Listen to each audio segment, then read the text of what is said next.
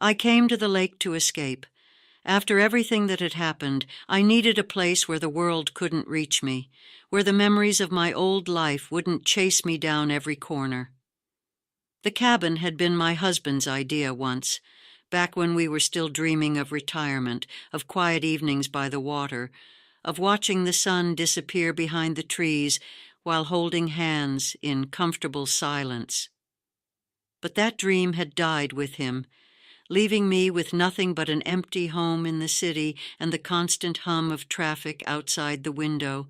When he passed away, I felt like I was sinking, like the life we had built together was pulling me down beneath the weight of all the things I hadn't said, all the regrets I couldn't let go. So 3 months ago, I packed up my things and left. I didn't tell many people. There wasn't anyone left who would miss me, really. My children were grown, scattered across the country with their own lives, and the friends we once shared had drifted away after the funeral, unsure of how to comfort the grieving widow who couldn't stop crying. The cabin by the lake had been sitting unused for years, untouched by time. It seemed like the perfect place to hide, to figure out how to live in the silence that had become my constant companion. The first few weeks at the cabin were difficult. At night, I found myself lying awake, listening to the creaking of the wooden beams, the distant call of loons across the water, the rustling of leaves in the wind. The silence was deafening, filling the spaces where my husband's laughter, his voice, and even the arguments that had colored our last few years together had once been. I thought that by leaving the city, I would find peace. But here, at the lake, surrounded by nothing but trees and water, I felt more isolated than ever.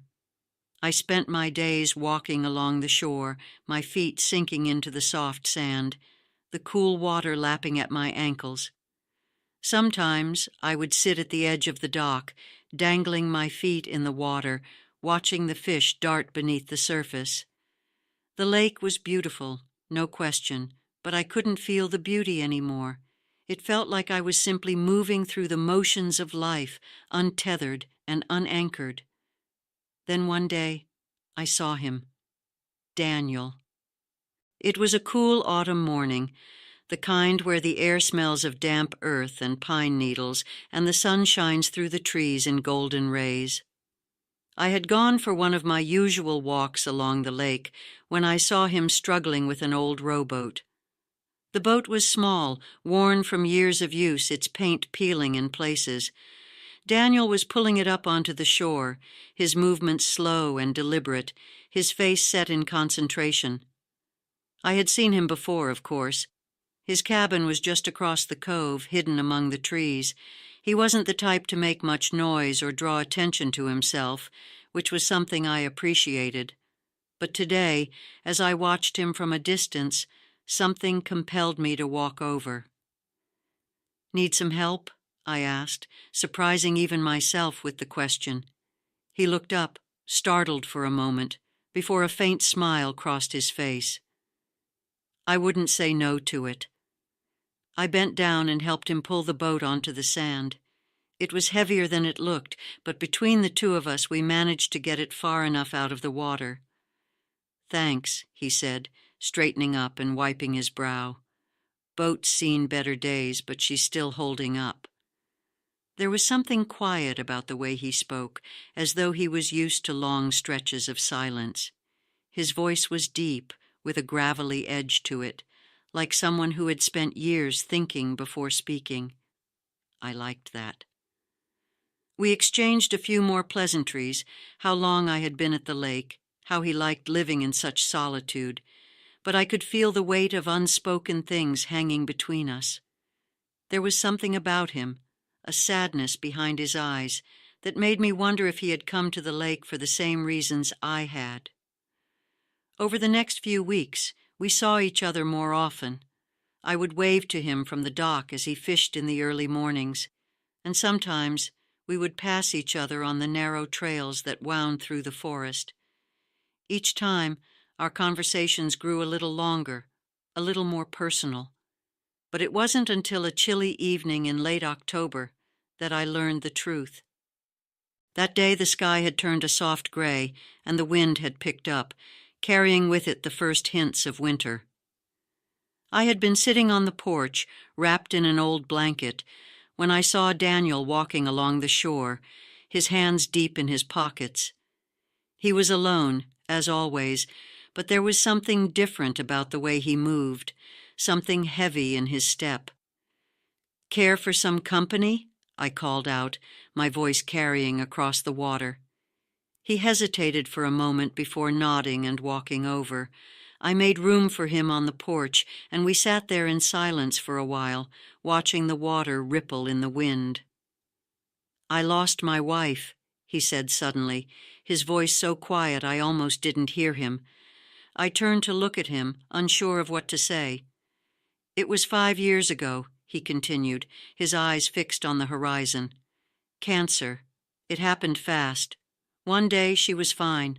The next, she wasn't. By the time we knew what was happening, there wasn't much time left." I felt my chest tighten. It was a story I knew all too well, though the details were different. Grief had a way of binding people together, no matter how unique their losses were. "I'm sorry," I said softly, though I knew the words didn't carry the weight of what I felt. Daniel nodded, as though he had heard those words 1,000 times before. "It's why I came out here," he said. "Needed the quiet, needed to figure out what life was without her." We sat in silence for a long time after that, the wind tugging at our clothes, the sound of the water lapping against the shore filling the empty space between us. I didn't need to say anything more. He knew. A week later, Daniel invited me to his cabin for dinner. It was a small place, much like mine, rustic with wooden beams and the smell of old cedar. A fire crackled in the fireplace, filling the room with warmth. The meal was simple: roasted vegetables, fresh fish he had caught earlier that morning. But there was a sense of intimacy in the simplicity, a feeling of shared solitude. As we ate, I found myself talking more than I had in months, about my husband, about the anger I still felt at how things had ended. He had died suddenly, a heart attack with no warning. I hadn't had a chance to say goodbye, to fix the things between us that had been fraying for years. "Some days, I don't know if I'm grieving him or the life we never had," I confessed, my voice trembling. "We were together for so long, but toward the end we were strangers. I don't know how to reconcile that." Daniel listened, his eyes soft and understanding. "Grief is complicated," he said quietly. "It doesn't follow a straight line. You can miss someone and still be angry with them. You can love someone and still feel betrayed by them. It doesn't make your feelings any less real." His words felt like a balm to my aching heart. For so long I had felt like I was drowning in conflicting emotions, unsure of how to move forward. But here, in the warmth of Daniel's cabin, I felt something shift. After dinner, we sat by the fire, the silence between us comfortable and full. There was no need to fill it with words. I could feel the weight of his presence beside me, solid and reassuring. At some point, our hands found each other, fingers entwining. It was a small gesture, but it felt monumental, like we had crossed a threshold neither of us had expected. And then, without thinking, I leaned over and kissed him. It was soft at first, tentative, but there was something electric in the touch, something that had been building between us for weeks. I could feel the years of loneliness, the years of grief and longing melt away in that moment. But as the kiss deepened, a wave of fear surged through me and I pulled back, my heart racing. "I'm sorry," I whispered, shaking my head. "I don't know what I'm doing." Daniel's hand remained on mine, steady and patient. "It's okay," he said softly. "We don't have to rush anything." In the days that followed, I couldn't stop thinking about the kiss. It had stirred something in me that I had long buried, something I wasn't sure I was ready to confront. I spent hours pacing the cabin, my mind swirling with thoughts of my husband. How could I feel this way about someone else? How could I allow myself to want again, to desire something new when the shadow of my past still loomed so large? At night, I lay awake, my mind replaying the moment in Daniel's cabin over and over, the warmth of his hand in mine, the tenderness of the kiss, the way he had looked at me afterward, his eyes full of understanding. It terrified me, this feeling. I wasn't ready for it. But the more I tried to push it away, the stronger it became.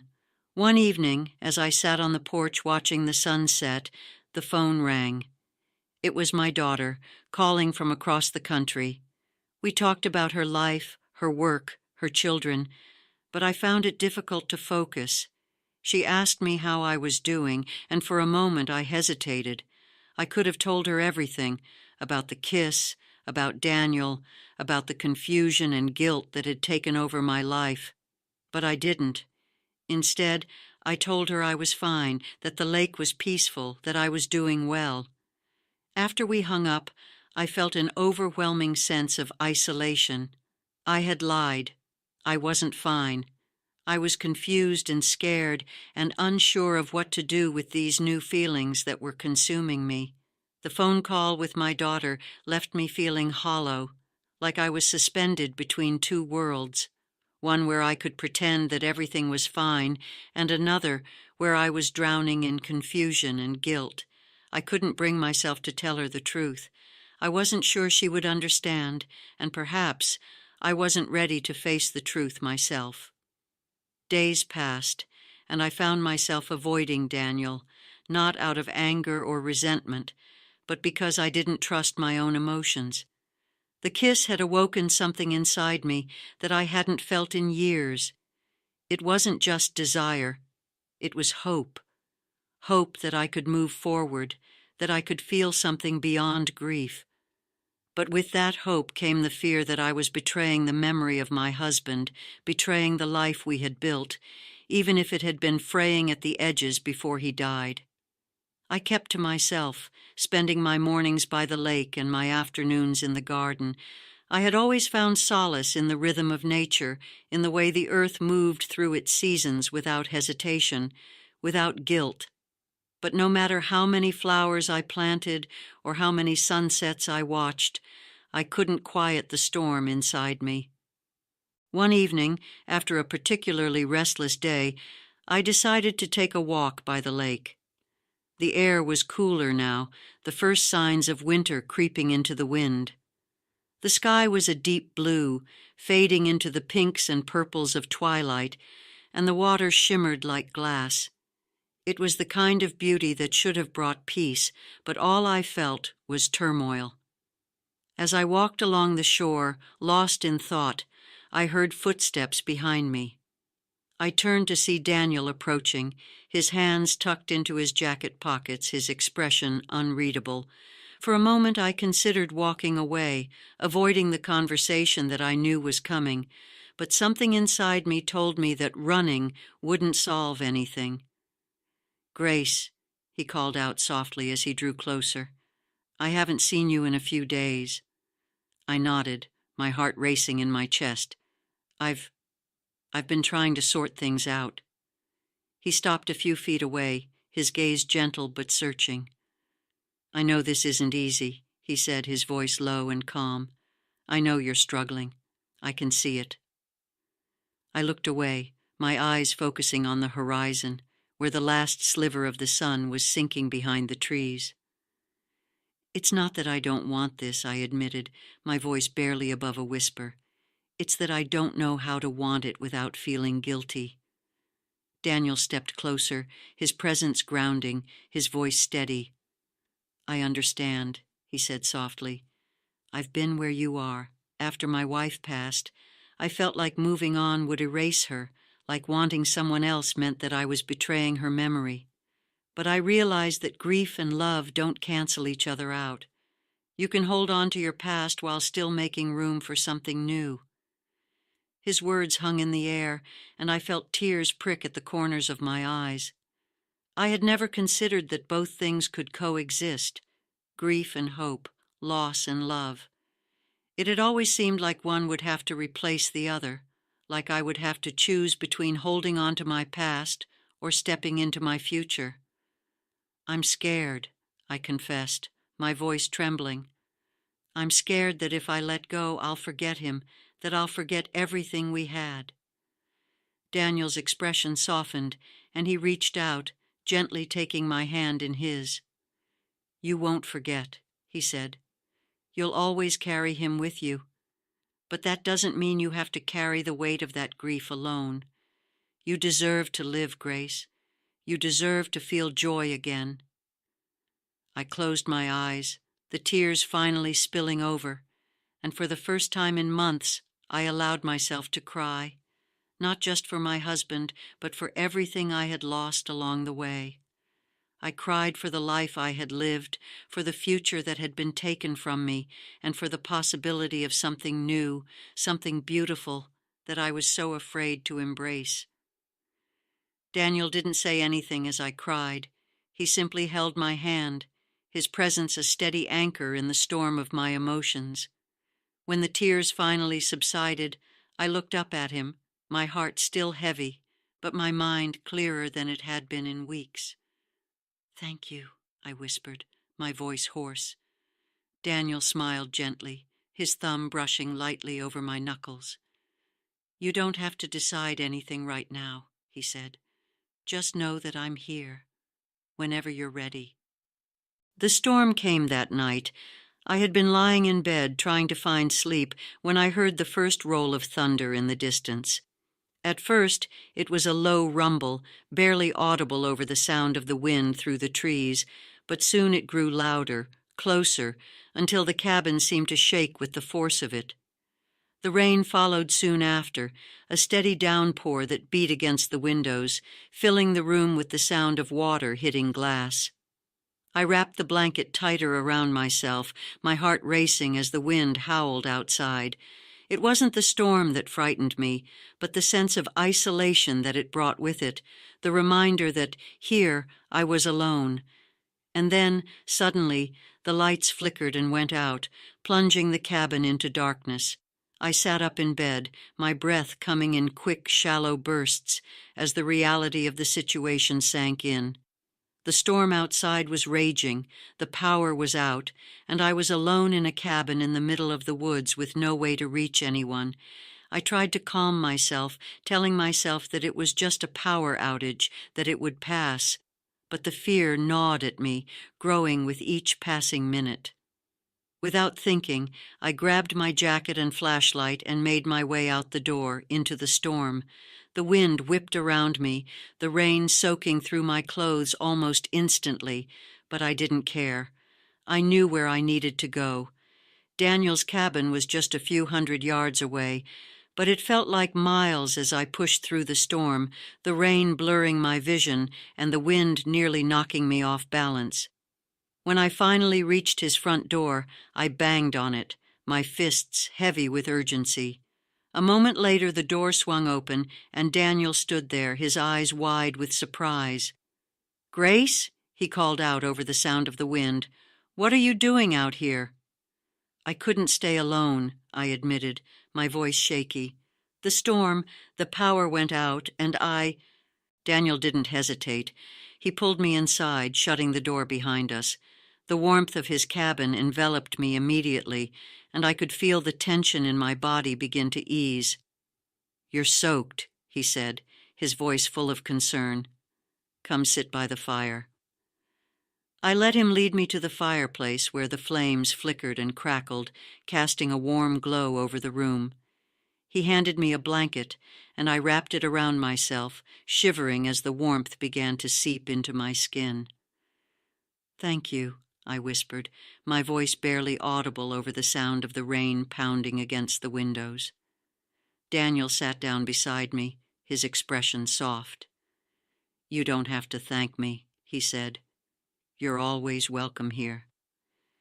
We sat in silence for a while, the storm raging outside, the fire crackling between us. I could feel the weight of the night pressing down on me, the emotions I had been trying to suppress for so long rising to the surface. I had spent months trying to convince myself that I could do this alone, that I didn't need anyone else. But sitting here beside Daniel, I realized how wrong I had been.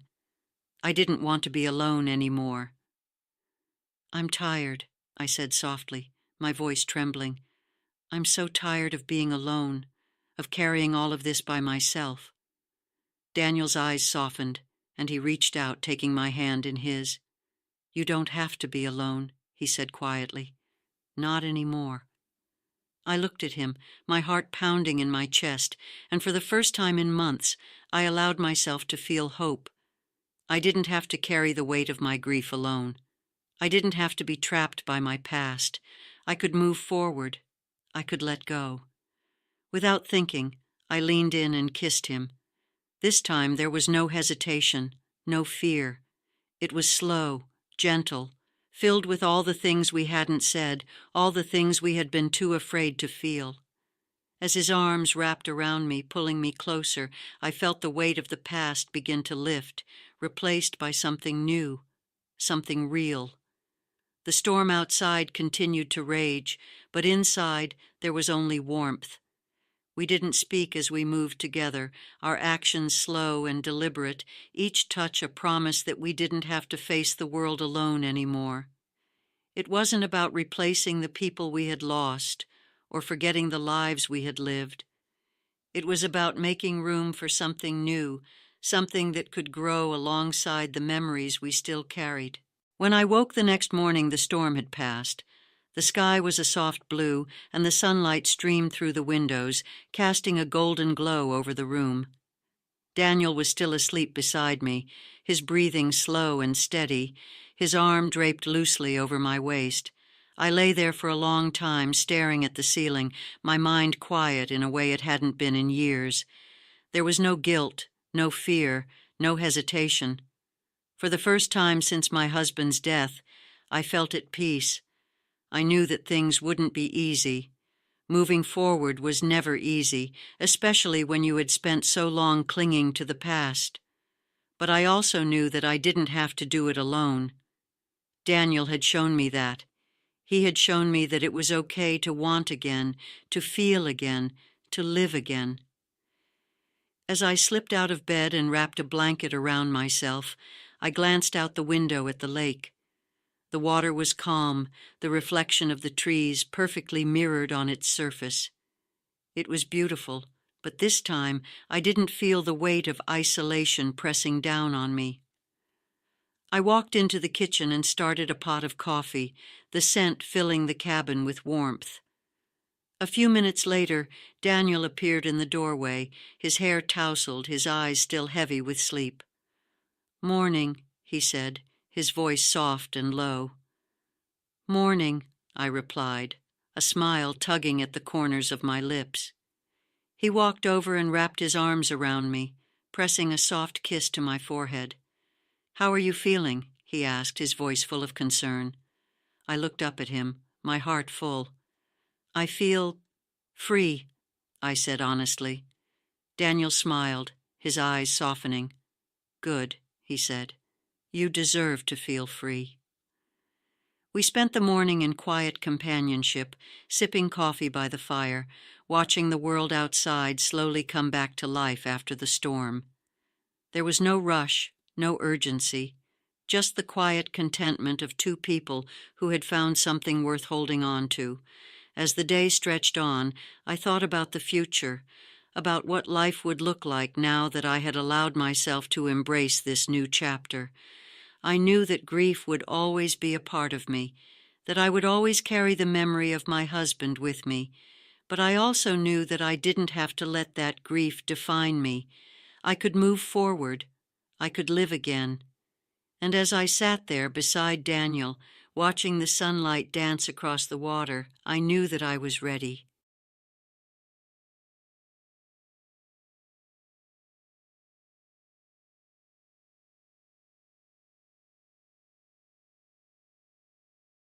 My name is Lily Whitaker, and if you asked anyone around me, they'd say I've had a perfectly ordinary life. A stable career in art curation, a quiet home, and a second marriage that lasted a good decade until my husband's passing. I thought I knew the people closest to me. I thought I knew myself. That was until I ended up stranded outside Twin Falls with Nate, my late husband's son from his first marriage. We hadn't spent much time together over the years. Nate was distant, and I supposed I respected that boundary. Still, when he asked for help sorting out some property details after his father's passing, I agreed without too much thought. It was only a couple of hours' drive, nothing I hadn't done before. Or so I thought. The trouble began somewhere along Route 84. A strange grinding noise under the hood, the car lurching, and then nothing. No signal, no friendly roadside cafe in sight. Just the two of us and the quiet, open road. We found a small inn down a side road. The kind of place that's seen better days, yet somehow still clings to business. I assumed it would be one night, a small inconvenience in the grand scheme of things. But as hours turned into days, the waiting began to wear on us both, and the hotel's odd silence crept under my skin. That's when Edgar entered the picture. An older man with a persistent, almost invasive way of striking up conversations. He hinted at knowing Nate. Not only that, he implied things about my stepson I could barely bring myself to believe. That one of the people closest to me might be more of a stranger than I ever thought possible. Looking back, I wonder if we were doomed the moment we pulled into that parking lot. In that old, silent hotel, I began questioning everything. My choices, my past, and most of all, the young man I once thought was my son. I'd never thought that silence could feel this heavy. The open road had always brought me peace, yet sitting next to Nate in that quiet car felt odd. He hadn't spoken much, save for a few polite pleasantries. I'd glance at him occasionally, trying to gauge his mood. He looked distracted, his gaze fixed out the window, lost in thoughts I wasn't privy to. Nate had always been hard to read. When I married his father, Hal, he was already in his early 20s, a brooding young man who'd barely come around for family dinners. He'd visit Hal on occasion, but I'd often feel like an intruder in their conversations. My relationship with Hal was filled with joy and ease, but I could never say the same for my relationship with his son. Nate was elusive, distant, as if he existed in a different realm altogether. Maybe that was why I agreed to help him with this property situation. After Hal's passing, I figured it might be a way to connect with him, however belatedly. Besides, Hal would have wanted that. "Look after Nate," he'd said on one of his last lucid days, his voice faint but sincere. I'd nodded, as if that task was simple.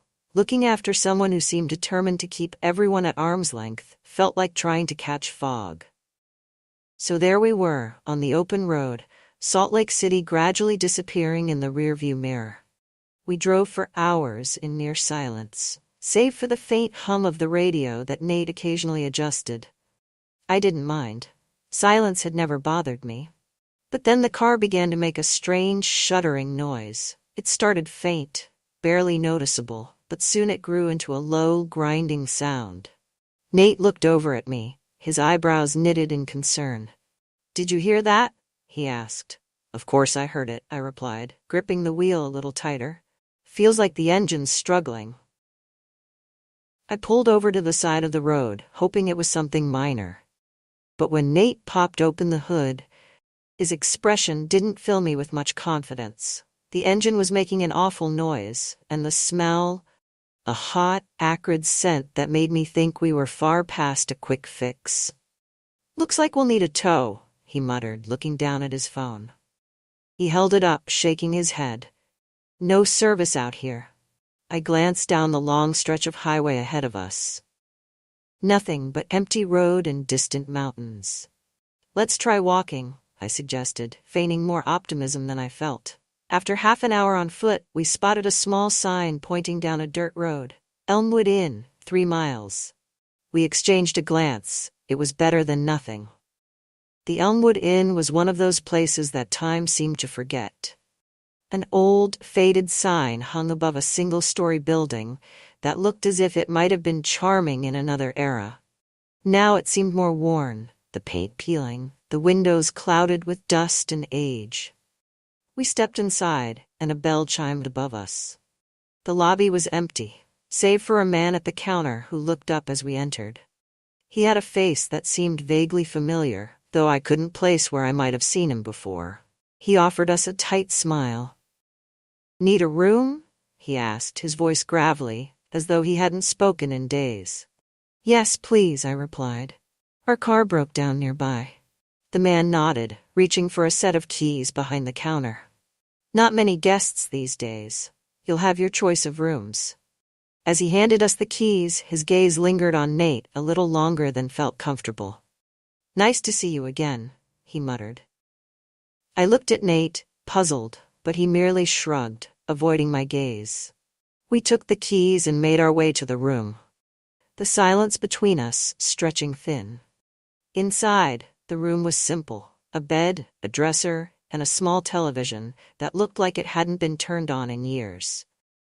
I tried to get comfortable, but I couldn't shake the strange feeling that had settled over me since we arrived. The room felt too still, almost as if it were waiting for something to happen. That night, as I lay awake, I could hear faint voices through the thin walls, whispers that seemed to float through the darkness. I tried to convince myself that it was nothing, just the wind or the usual creaks of an old building. But then I heard Nate's voice, low and urgent, speaking to someone just outside the room. Curiosity got the better of me. I slipped out of bed, tiptoeing to the door. I pressed my ear against it, listening as Nate's voice mingled with another, deeper one. Their words were muffled, but I caught snippets. "Can't keep this up. She doesn't know." The second voice replied something equally vague, and then they both fell silent. I waited, my heart pounding, until I heard Nate's footsteps approaching. I hurried back to bed, feigning sleep as he slipped into the room. He paused, and I could feel his gaze on me, heavy and contemplative, before he finally lay down on his side of the bed. The next morning, Nate was quiet again, his usual aloofness tinged with a hint of tension. I thought about asking him about the conversation, but something held me back. Perhaps it was the feeling that I wouldn't like the answer, or maybe it was the unsettling realization that in all our years of knowing each other, I had never truly known him. Over breakfast in the lobby, the same man from last night approached us. He introduced himself as Edgar and took a seat across from us, uninvited. "You folks planning on staying long?" he asked, eyeing Nate with a knowing smirk. "We're just waiting for the car to be repaired," I said, trying to keep my tone polite but dismissive. Edgar chuckled, glancing at Nate.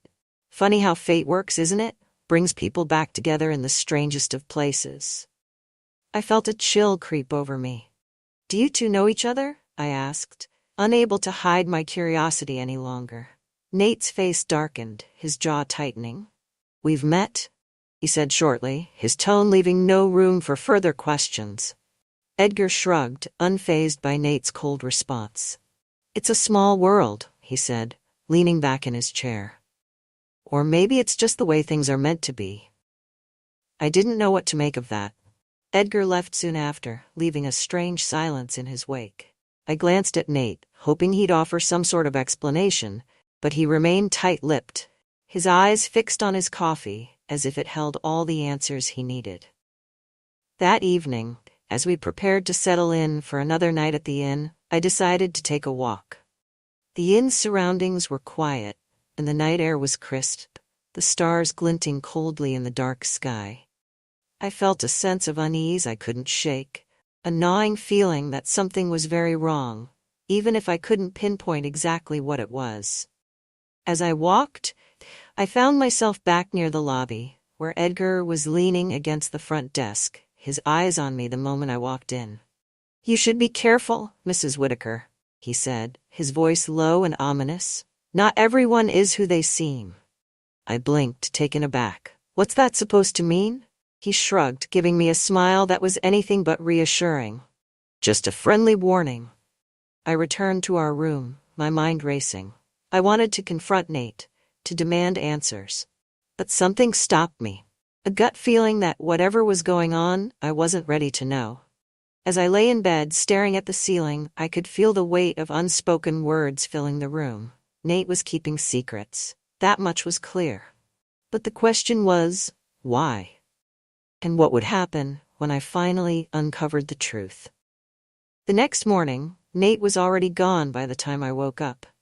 His bed was neatly made, his bag missing from the corner of the room. I checked my watch. It wasn't even 7 yet. A quick glance out the window showed no sign of him, only the motel's faded neon sign blinking in the early light. I dressed quickly, feeling an odd mixture of irritation and worry. Perhaps he'd gone to check on the car, but a small voice in my head whispered doubts. After all, he hadn't mentioned any plans. He hadn't mentioned anything, really. I found Edgar in the dining area, leisurely pouring himself a cup of coffee, as if he had all the time in the world. He looked up as I entered, his eyes glinting with the same unsettling warmth he'd shown last night. "Morning, Mrs. Whitaker," he greeted, his voice too familiar for my liking. "Have you seen Nate?" I asked, trying to keep my tone casual. "Oh, he was up bright and early," Edgar said, sipping his coffee. "Said he had some business to take care of in town." "Business," I repeated, confused. "What kind of business?" Edgar shrugged, but his eyes sparkled with an all-too-knowing look. "You'd have to ask him. Though I wouldn't be surprised if it had something to do with why he came back here." The implication made me pause. "Back here? You mean he's been here before?" Edgar smiled, a thin, unsettling line on his face. "Yes, though I don't suppose he told you that?" I felt my heart beat a little faster. "No, he didn't mention it." "Well, some things are better left unsaid, I suppose," Edgar murmured, his gaze drifting out the window. "But you know how it is with family secrets. They always find a way to the surface." The words hung in the air, heavy and foreboding. I was about to press him for more when Nate walked in, a gust of cool, morning air following him.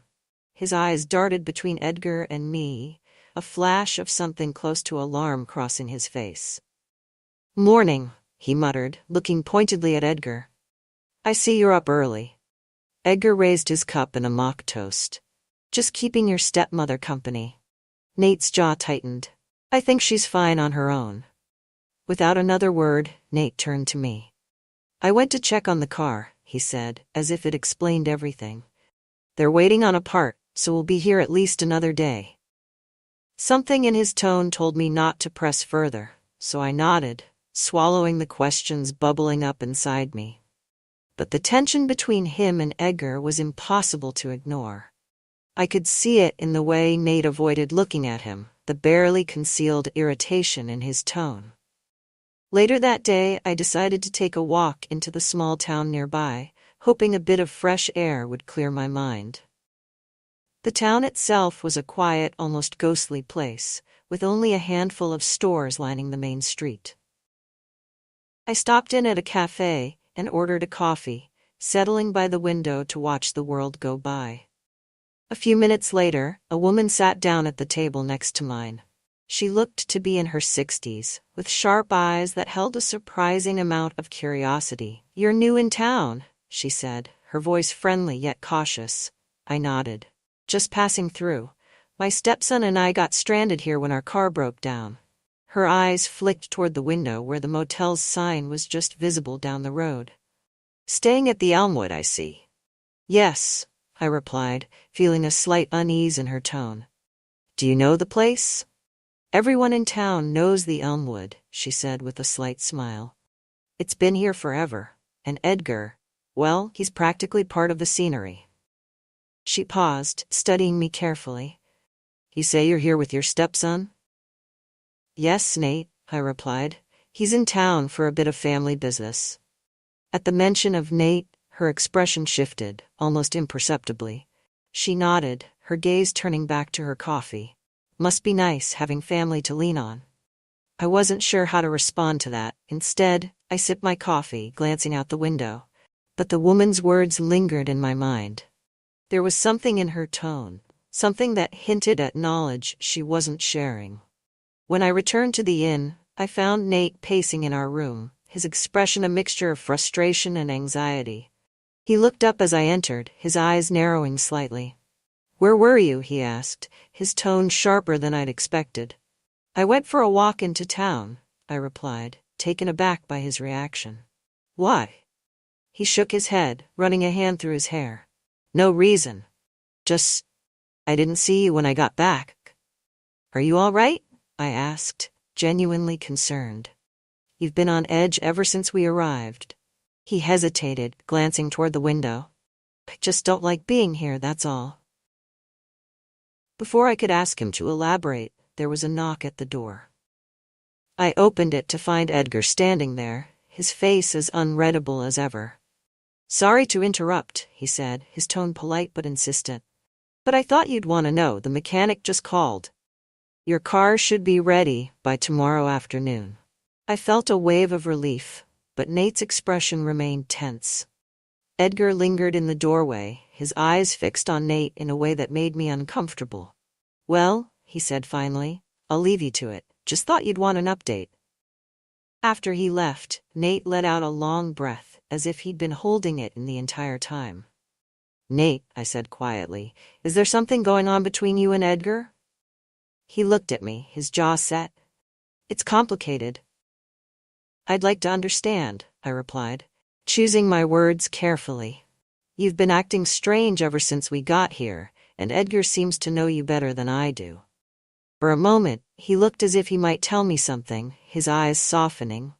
But then he shook his head, as if dismissing the thought. "Just let it go, Lily," he said, his tone final. "It's not something you need to worry about." I wanted to protest, to demand an explanation, but something in his voice stopped me. This wasn't the time. Not yet. That night, I lay awake, the events of the past few days swirling in my mind. Edgar's strange familiarity with Nate, the way the townspeople seemed to know him, it all felt like pieces of a puzzle I couldn't quite put together.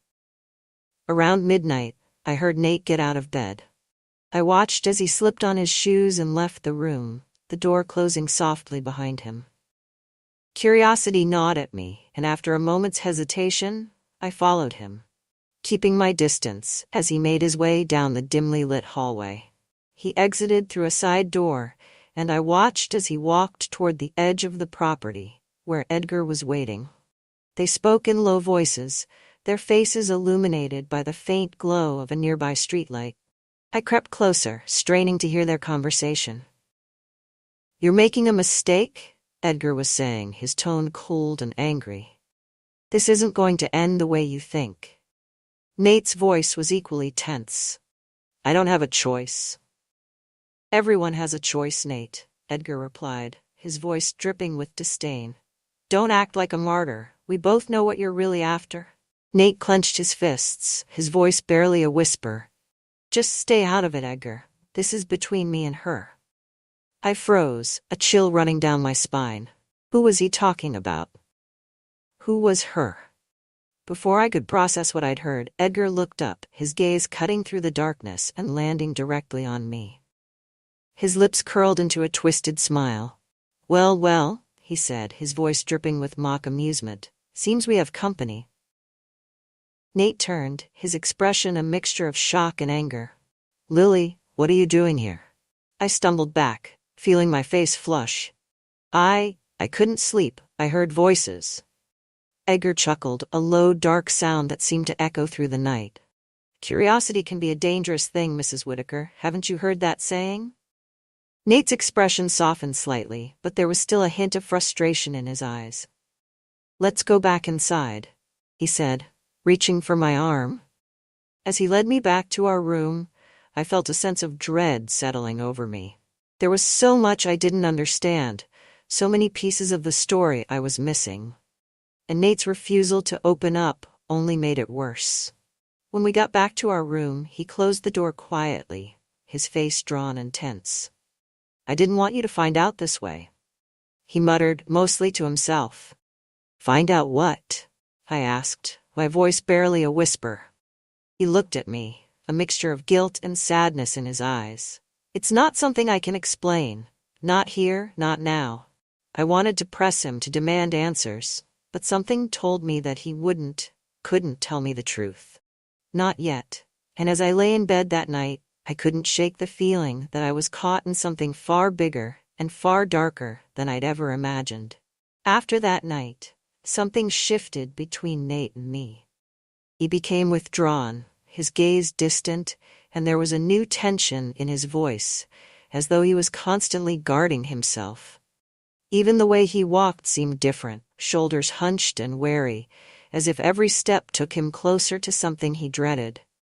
We had only a few more hours until the car was supposed to be ready, and the thought of leaving Elmwood Inn felt like an escape.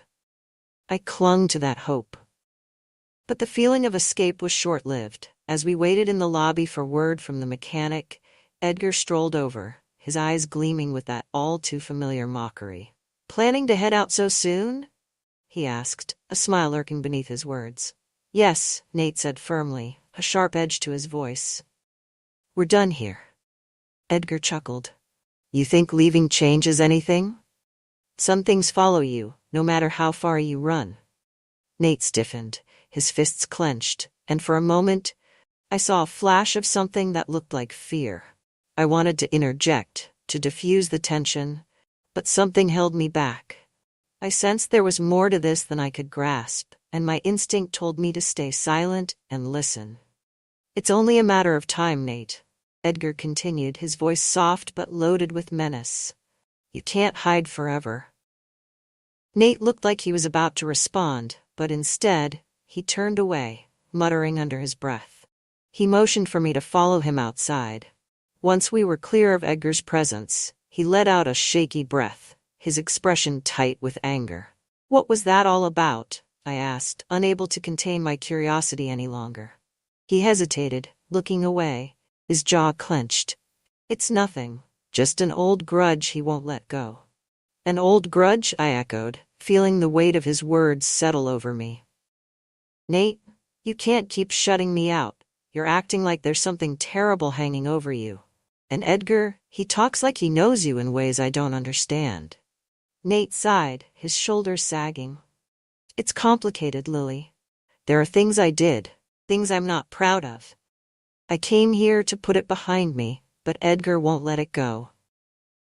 I wanted to press him, to demand the truth, but the pain in his eyes stopped me. This was clearly something he carried deeply, something he'd buried for reasons I might never understand. As much as I wanted answers, I knew that pushing him now would only drive him further away. "Let's just focus on getting out of here," he said finally, his voice barely more than a whisper. "Once we leave, none of this will matter." I nodded, trying to push aside my own doubts and fears. But deep down, I couldn't shake the feeling that leaving wouldn't be as simple as he thought. An hour later, we were back in the lobby, waiting for the mechanic's call when Edgar appeared again, his expression grave. "Car's ready," he said, tossing a set of keys onto the counter. "You can pick it up down the road." Nate grabbed the keys, muttering a curt thanks as he headed toward the door. I followed him, eager to be gone from the inn and the strange, suffocating tension that seemed to fill every corner of the place.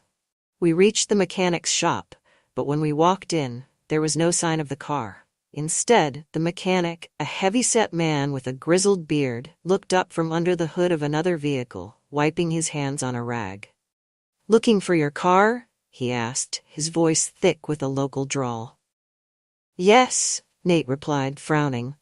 "We were told it was ready." The mechanic's brow furrowed. "It should have been, but Edgar called earlier, said you wouldn't be needing it right away. So I didn't finish up." Nate's face paled, and his hands clenched into fists.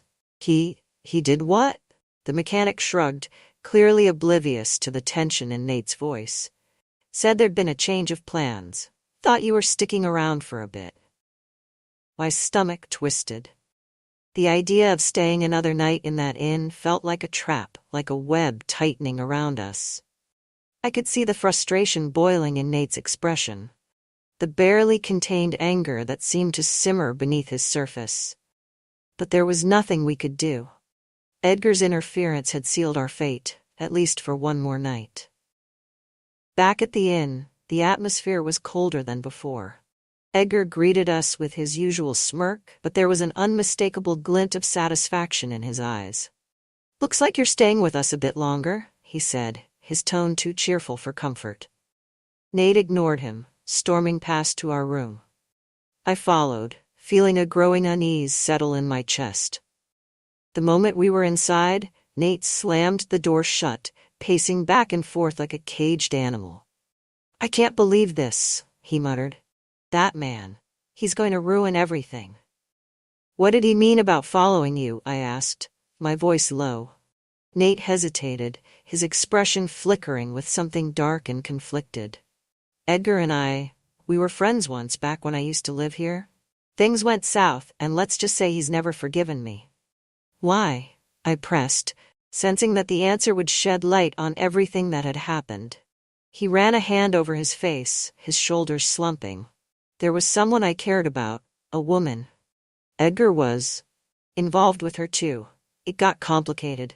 Things happened that shouldn't have. And now he's set on making me pay for it." His confession felt like a revelation, and yet I sensed there was more he wasn't saying. The tension in his voice hinted at wounds much deeper than he'd admitted, at secrets that he'd buried beneath layers of guilt and regret. "So what happens now?" I asked softly. He looked away, his voice barely audible. "I don't know. I just know that as long as we're here, Edgar's not going to let me forget." That evening, I went down to the dining area to get a glass of water. The inn was nearly empty, save for a few guests scattered around. But Edgar was there, his eyes fixed on me the moment I entered. He approached, a slow, deliberate stride that felt almost predatory. "Mrs. Whitaker," he greeted, his voice smooth. "I hope Nate hasn't been too much trouble." I narrowed my eyes, unwilling to play his game. "Whatever's going on between you two, it's none of my business." "Ah, but that's where you're wrong," he replied, his smile widening. "You're more involved than you think." His words sent a chill down my spine. I wanted to turn and leave, but something kept me rooted to the spot, as though his gaze held me captive. "You think you know him," Edgar continued, his voice low and mocking. "But Nate has secrets, things he'll never tell you, things that would make you question everything." I clenched my jaw, unwilling to let him get under my skin. "I don't need your warnings, Edgar. Whatever issues you have with Nate, leave me out of it." Edgar laughed, a cold, humorless sound. "Believe me, Mrs. Whitaker, I'm only looking out for you. There's a reason he doesn't want you to know the truth." I forced myself to walk away, his words echoing in my mind. But as I returned to the room, I couldn't shake the feeling that Edgar was right. Nate's behavior, his secrecy, it all pointed to something he was hiding, something he didn't want me to uncover. That night, I lay awake again, the weight of unasked questions pressing down on me. The walls of the room seemed to close in, the shadows stretching and shifting in the darkness.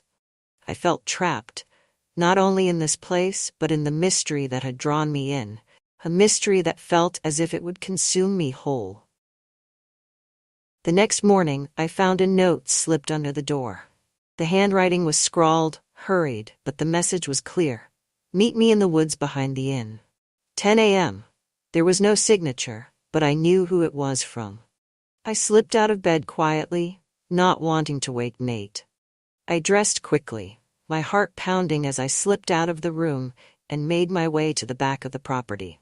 The woods loomed ahead, dark and foreboding, their branches twisting together like skeletal fingers. I found Edgar waiting for me, his expression unreadable. "You're brave to come alone," he said, his voice laced with sarcasm. "Just tell me what you want," I replied, refusing to let him intimidate me.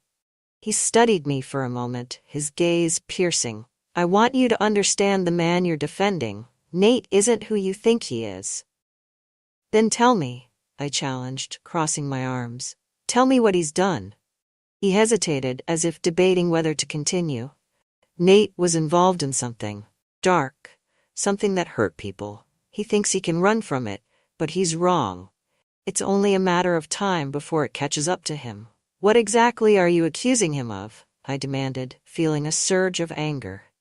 Edgar's smile was cold. Ask him yourself.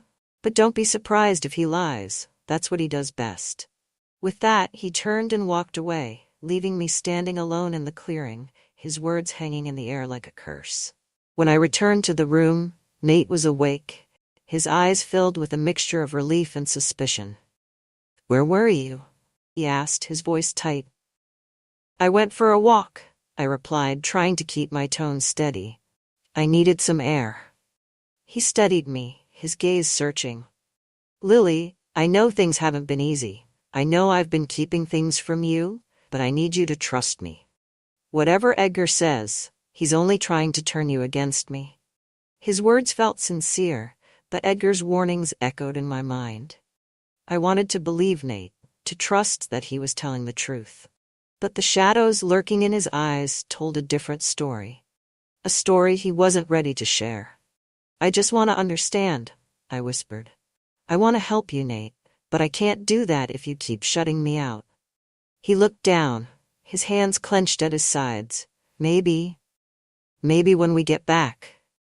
Maybe then I can tell you everything. It wasn't the answer I wanted, but it was the only one he was willing to give. And as we prepared to leave Elmwood Inn, I couldn't shake the feeling that the truth, whatever it was, would haunt us long after we'd left. We left the Elmwood Inn the next morning, both of us tense and silent as we loaded our things into the car. Nate barely looked at me, his face tight with whatever thoughts plagued him. I couldn't shake the feeling that something irreversible had taken place, that we were leaving with far more questions than we'd arrived with. Edgar's words echoed in my mind as I climbed into the passenger seat. He had made it clear that he wanted me to doubt Nate, to see him through his own warped lens. And yet, I couldn't ignore the hints he'd dropped, the ominous accusations that had left a chill in my heart. As we pulled onto the highway, I glanced at Nate, searching for any sign of reassurance. But he seemed lost in his own world, his hands gripping the wheel so tightly his knuckles were white. The drive was long, and the silence between us felt heavy, like a storm waiting to break. I thought of all the things I wanted to say, the questions I wanted to ask, but every time I opened my mouth, something held me back. A feeling that once I crossed that line, there would be no going back. Finally, I couldn't take it anymore. Nate, I began, my voice barely above a whisper. Back there, Edgar said things about your past. He didn't respond, his gaze fixed on the road ahead. He said you were hiding something, that you'd hurt people. I continued, my voice trembling. I need to know if any of it is true. For a moment I thought he wouldn't answer. But then he let out a long, shuddering breath, his hands loosening on the wheel. Edgar, he began, his voice thick with anger and regret. He never lets anything go, not even after all these years. I waited, my heart pounding. There was someone, he admitted, his voice barely audible.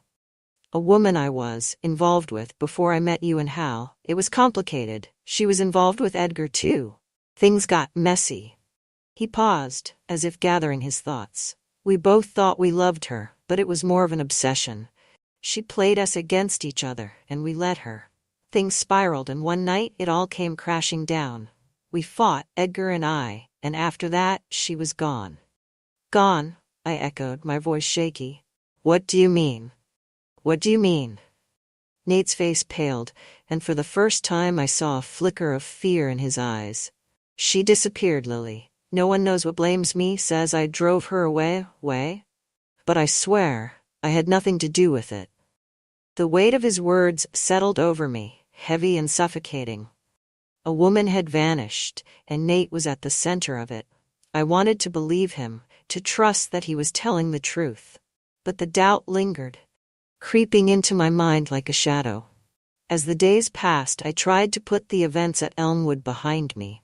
But the memory of Edgar's warnings and Nate's confession gnawed at me, an itch I couldn't scratch. I began to notice things, small, subtle changes in Nate's behavior.